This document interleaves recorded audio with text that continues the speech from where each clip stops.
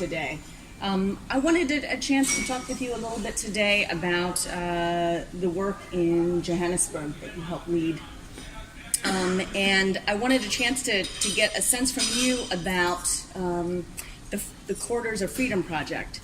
What was the vision for that project during your leadership? And how is it really expected to improve conditions for the underserved and the poor in your city?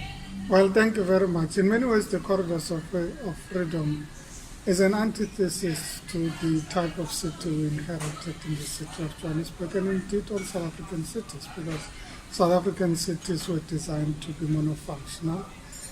So you'd have residential complexes far away from where commercial, industrial, and other activities take place in the city, which is not efficient in its nature and structure. The second problem is that poor black people would live in the outskirts of the city with inadequate access to transport, to the amenities that are provided by a city in terms of the urban opportunities, educational opportunities, social infrastructure, and other forms of infrastructure that the urban amenity provides. So for us, the Corridors of Freedom was about how do you reverse the reality of the apartheid spatial divide and ensure that you build a more integrated city that's more equitable, in particular for the poor people, and create a more integrated city. It was also about bringing people closer to where the opportunities are, but also taking opportunities closer to people. And we used both land use management as a tool to effect that level of transformation. We also used mobility to effect transformation, but we also used infrastructure effect. Whether this was about engineering infrastructure in the city that would enable the development of areas along the corridors, or even social amenities and infrastructure, schools, libraries, and other infrastructure, and mobilized other spheres of government to participate in the program. Mm-hmm. Mm-hmm. Let me ask you, when you think back about the project, what do you think were some of the key innovations that you were able to implement through this project?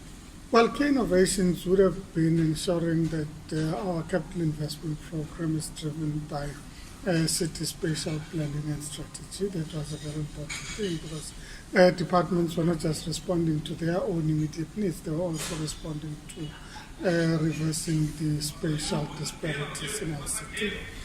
We also introduced innovative land use management systems. Traditionally in South Africa, land use is driven by applicants. In this instance, we proactively rezone certain parts of the city to enable applicants to have easier access to the land uses that we projected for the Corridors of Freedom. Some of the innovations are still ongoing, to the extent that we lobbied government for the introduction of tax incremental financing schemes and other land value capture mechanisms that local authorities can now use, which is very important because it gives us a lasting legacy in terms of what cities can do going forward, and leveraging on land as an asset to enable and facilitate transformation. Mm-hmm. Mm-hmm. Let me ask you, you left your position as mayor a couple of years ago, but I wanted you to sort of like reflect at this point on what you think would be a lasting success from this project, and what you think the ongoing challenges are for this project. Well, one of the most immediate challenges would always be the NIMBY effect. I think communities resisting the integration of the cities, communities that have historically lived in higher income enclaves in the city, not wanting poorer people closer to where they live. And it still remains a challenge today. But it's also a challenge from the point of view of beneficiary communities, because in many ways poor people tend to settle, particularly in a highly urbanizing city, in informal settlements in the outskirts, and their demand is immediately for water, sanitation, electricity, basic services. And when you're trying to sell to them a vision of a more integrated city does not meet their immediate needs, which is access to housing, water, sanitation, etc. So it always remains a challenge to ensure that people understand that, well, whilst investing in infrastructure, whilst you're doing land use policy and management, that this is intended for greater urban efficiency and integration, as opposed to a situation where people have the immediate demands, and that remains a problem. But I think that the lasting legacy, from my point of view, remains the fact that as a policy principle in the city, it remains part of the overall spatial framework of the city of Johannesburg. The city still directs some of the capital investments into those areas. But we've also seen the investment yielding results. So we redirected, for example, along the key corridors, the investment in bus rapid transit infrastructure that has enabled and facilitated urban regeneration in areas that were experiencing significant decline. Areas like Hillbrow, Berea were beginning to have a sense of reinvestment driven by public infrastructure investment programs.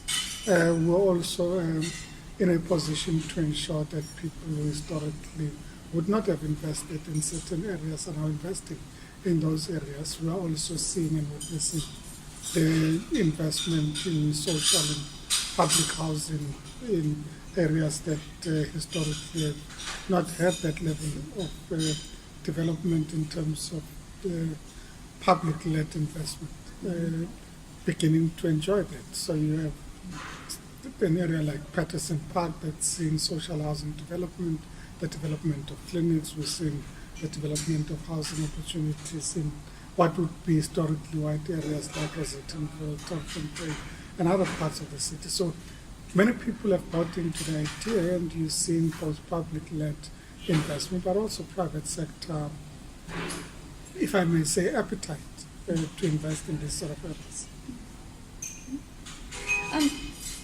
Let me ask, when you think back, what are the ways in which this project has really sort of created foundations for the city in terms of both economic prosperity and then also environmental sustainability? Well, economic prosperity from the point of view of access to opportunity for city is very important, for city residents and the rest of the city is important, because a much more spatially integrated city where people have less inclination to use public transport and or private transport and commute long distances has economic benefits in terms of the efficiencies that you derive as a city, and that's a very important issue to take into account. We've also seen the investment that's there in terms of real estate that's happening along the corridors as an area of success in terms of economic growth and development. A value chain participation in the development along the bus rapid transit system in terms of both public infrastructure investment programs that we have initiated, but also in terms of the bus rapid transit system itself.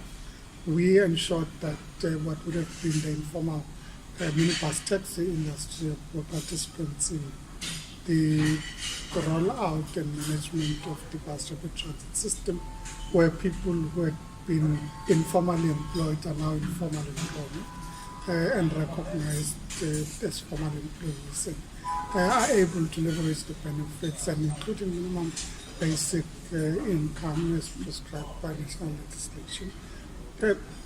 So those benefits, I think, remain there. They are benefits that we continue to enjoy, and I think those benefits will continue to be enjoyed by the people of Johannesburg.